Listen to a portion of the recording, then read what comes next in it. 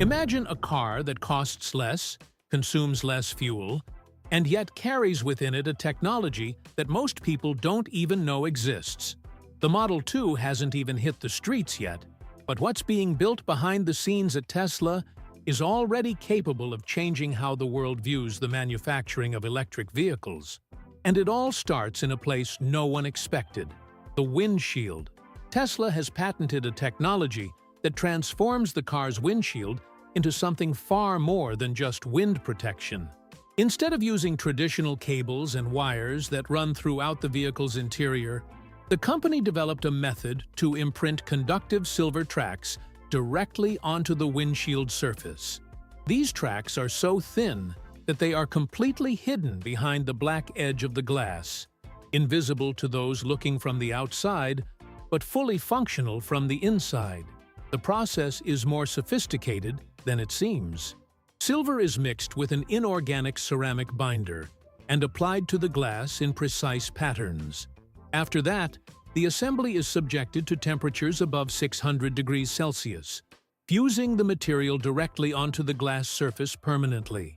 The result is a circuit integrated into the windshield, capable of transmitting energy and data with very low loss, something that conventional wires simply cannot deliver with the same efficiency. This structure directly powers the systems located at the top of the windshield, such as security cameras, rain sensors, and even the heating elements in the area where the wipers are mounted. What previously required a bundle of cables hidden behind a bulky plastic casing can now be done with a simple contact connection. This means that the large piece of plastic behind the rearview mirror can shrink considerably, or perhaps even disappear. On the assembly line, the impact is even more direct. Loose wires are one of the biggest challenges for industrial automation, as robots have difficulty manipulating flexible cables with precision.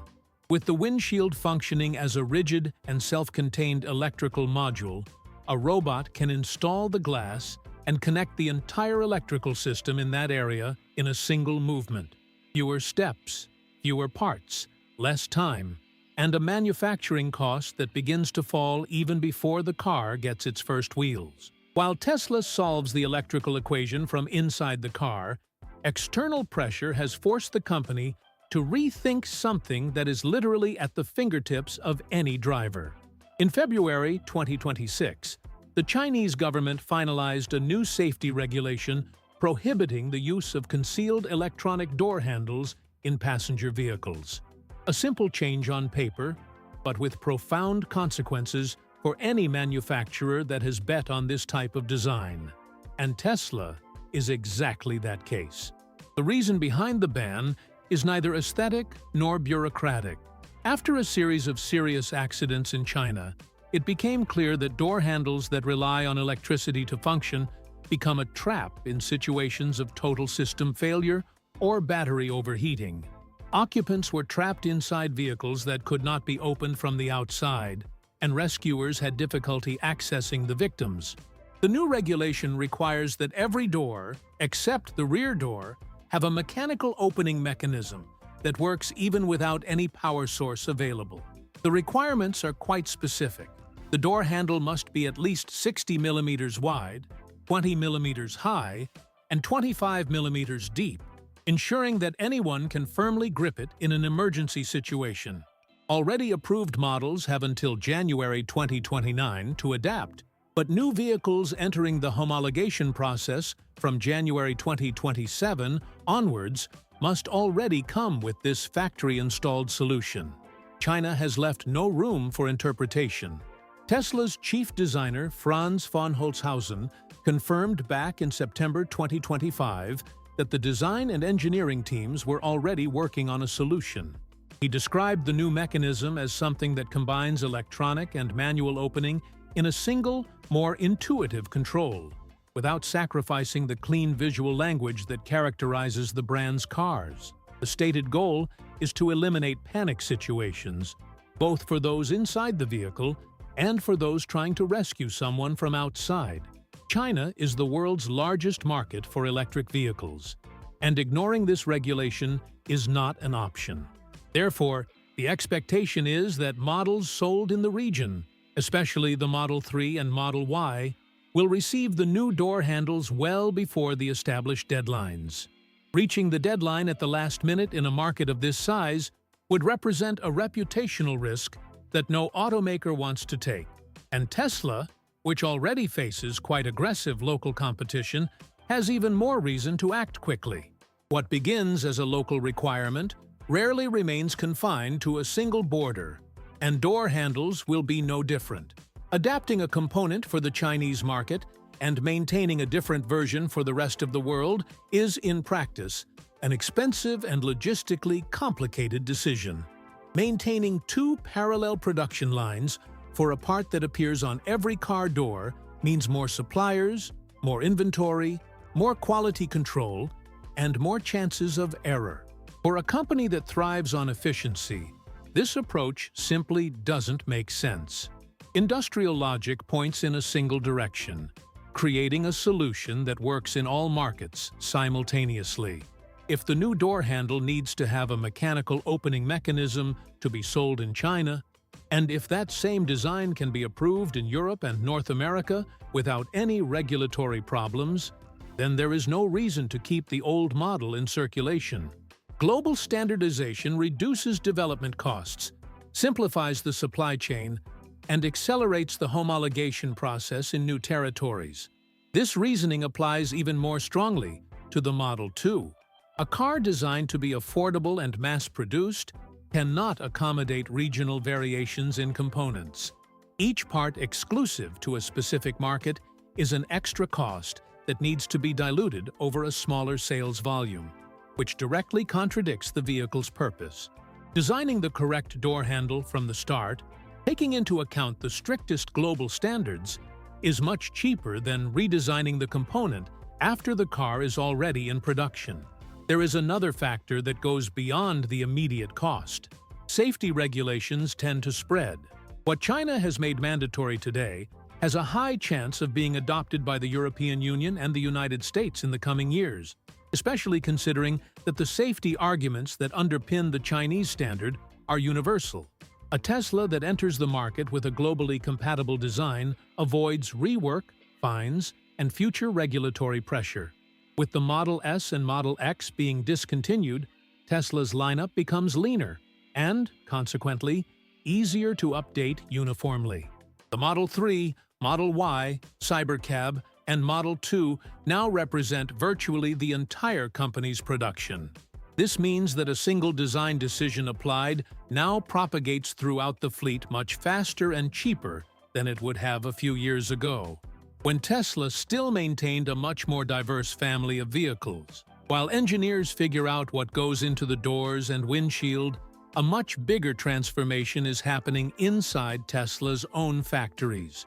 Shortly after confirming the end of Model S and Model X production, Elon Musk revealed that the assembly lines that manufactured these vehicles in Fremont, California, wouldn't simply be shut down. They would be completely repurposed to produce something the world is still learning to understand: humanoid robots. The robot in question is Optimus, and the version coming out of Fremont is the third generation of the project. The stated goal is ambitious: 1 million units per year leaving this factory. To give you an idea of the size of that number, Tesla took years to reach that production rate with the Model 3, a car that was already considered an extraordinary industrial achievement at the time. Producing humanoid robots on the same scale as popular cars is territory that no company has ever ventured into. But Fremont is just the beginning. Large-scale production of Optimus is planned for Giga Texas in Austin, where the fourth generation of the robot is expected to be manufactured. Projections point to 4 million units per year by the end of 2027, with long-term plans reaching 10 million units annually. Austin is being positioned as the center of the company's entire automation and artificial intelligence strategy, also bringing together the production of the Cybercab and the AI infrastructure known as Cortex. The division of roles between the two factories is quite clear. Fremont functions as a scale laboratory, where processes are tested, errors are identified, and the supply chain is organized. Texas is where production actually takes off, with already optimized lines and volumes that make the cost per unit increasingly lower. This separation between learning and execution is a strategy that Tesla has used before, and which has proven effective in reducing waste in the most critical phases of a new product. The detail that makes all this even more relevant for the future of electric cars is that these robots aren't just being built to be sold. Tesla is quite straightforward about this. Optimus will also work within the company's own factories. Giga Texas, which already houses the production of the Cybertruck and Model Y, is being prepared to receive an increasing volume of robots operating on the assembly lines, gradually replacing tasks that currently still depend on human hands. A robot assembling another robot, which in turn will assemble a car. It sounds like science fiction, but that's exactly the cycle Tesla is building in Austin. The Model 2, scheduled to hit the market in the second half of 2026, is born at a time when this mechanism will already be in motion. And that's no coincidence. Tesla's cheapest car is only financially sustainable if the cost of production falls to levels that human labor alone simply cannot achieve. The logic is straightforward. Human workers need wages, benefits, limited shifts, and mandatory breaks. Robots operate 24 hours a day, 7 days a week, with a consistency that eliminates fatigue errors and drastically reduces rework on the line. For a vehicle that needs to be assembled with a positive profit margin at an aggressive price, every minute saved on the production line and every part installed without needing correction represents a concrete difference in the final cost of the car. The Model 2 was designed from the outset to be compatible with this level of automation. The windshield with printed circuit boards that eliminates loose wires, the redesigned door handles with a globally standardized mechanism, the reduction in the total number of components, these are not isolated improvements. They are pieces of a system designed so that a robot can execute each assembly step with minimal variables and maximum precision. The less complex the task, the faster and cheaper Optimus can perform it. This combination of simplified design and robotic automation creates an effect that multiplies with volume. The more cars are produced, the more the factory's fixed costs are diluted, and the cheaper it becomes to manufacture each additional unit. With 4 million robots planned for Giga Texas by the end of 2027, the production capacity Tesla is building is far greater than what is needed just to sell Optimus on the market. The surplus of this capacity goes directly to the Model 2 Satuditan Centerant 2 production lines. Ultimately, what's being assembled isn't just a new car, it's a new way of making cars. The Model 2 arrives as Tesla's first vehicle conceived within a logic where robots, smart glass, globally standardized components, and factories redesigned for total automation are part of the same project from the very first line on paper. If everything goes as planned, the second half of 2026 marks not only the launch of another affordable electric car, it marks the moment when the automotive industry begins to operate in a way it never has before. The Model 2 arrives on the market carrying one of Tesla's boldest bets in the field of batteries. The company is developing an enhanced version of the 4680 cell for this vehicle, a larger cylindrical format that Tesla has begun producing on a large scale in Giga Texas. This cell is designed to store more energy, be manufactured in fewer steps, and cost significantly less than the batteries used in previous generations of electric vehicles. For a car that needs to be affordable without sacrificing performance, the choice of this technology is not optional. It's structural. The 4680 cell brings with it a change that goes beyond the battery's internal chemistry. It is manufactured without the metal tabs that connected the electrodes in previous cells, a process called tabless electrode, or tabless, which reduces internal resistance and improves heat dissipation.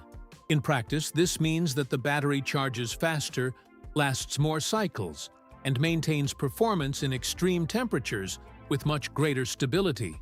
For the end consumer, the result is less degradation over the years and lower maintenance costs throughout the vehicle's lifespan.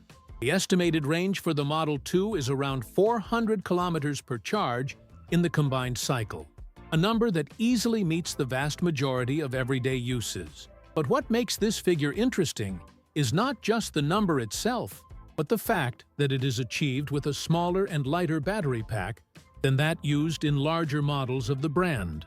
This is possible because the Model 2 was designed with highly refined aerodynamics and a more efficient energy management system, which wastes less electricity per kilometer traveled.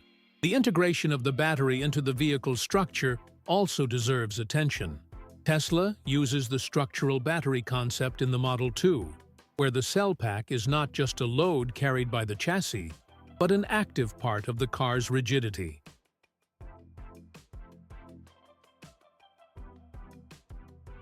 This eliminates the need for a separate metal tray to support the cells, reducing weight, simplifying assembly, and freeing up interior space. A lighter car with the same amount of stored energy travels greater distances, and this equation is exactly what Tesla needed to solve to justify the Model 2's competitive price. The combination of the 4680 fuel cell, structural battery, and optimized aerodynamic design creates a vehicle that competes in range with cars from higher segments, but leaves the factory with a considerably lower production cost. This balance between energy efficiency and economic viability is what positions the Model 2 not only as a cheaper option within the Tesla line, but as a concrete argument for millions of people who still hesitate to abandon the combustion engine.